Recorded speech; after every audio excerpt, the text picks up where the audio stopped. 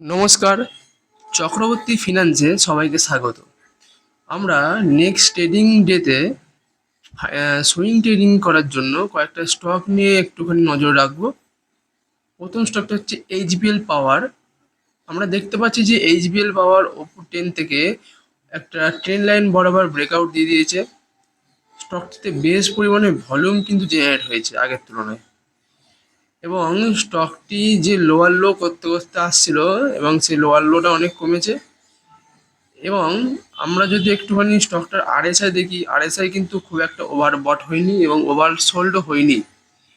স্টকটার একটুখানি যদি higher time frame analysis করি, তাহলে দেখতে পাচ্ছি যে হায়ার টাইম ফ্রেমে কিন্তু একটা ক্যান্ডেল বরাবর ব্রেকআউট দিয়ে দিয়েছে, একটা লং মারুজি ক্যান্ডেলে ব্রেকআউট দিয়েছে।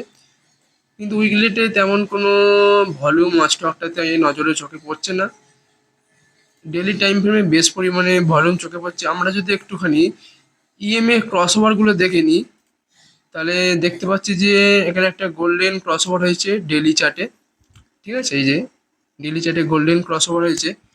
আমরা যদি একটুখানি টার্গেটগুলো মেপে নিই, তাহলে টার্গেটগুলো হচ্ছে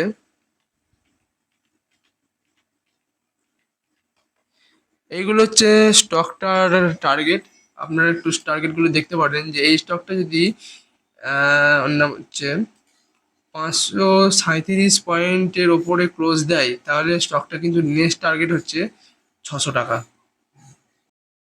আমাদের নেক্সট স্টক হচ্ছে এনএলসি ইন্ডিয়া। এনএলসি ইন্ডিয়াতেও সেই সেম পজিশনে একটা ট্রেন লাইন বরাবর ওপর থেকে নিচে ব্রেকআউট হয়েছে, এবং হরাইজন্টাল লাইন বরাবরও 242 টাকায় একটা ব্রেকআউট দেখতে পাচ্ছি লম্বা গ্রিন ক্যান্ডেলে। ভলিউমটাও বেশ ভালো লাগছে, এবং আরএসআইতে তেমন কোনো ডাইভারজেন্স লক্ষ্য করতে পারছি না। আমরা যদি স্টকটার একটুখানি টার্গেটগুলো দেখি, তাহলে স্টকটার ফার্স্ট টার্গেট আমরা মাপতে পারি হচ্ছে 263 টাকায়, এবং স্টকটার সেকেন্ড যে টার্গেট সেটা হচ্ছে 280 টাকা, এবং স্টকটার ফাইনাল টার্গেট 293 টাকা।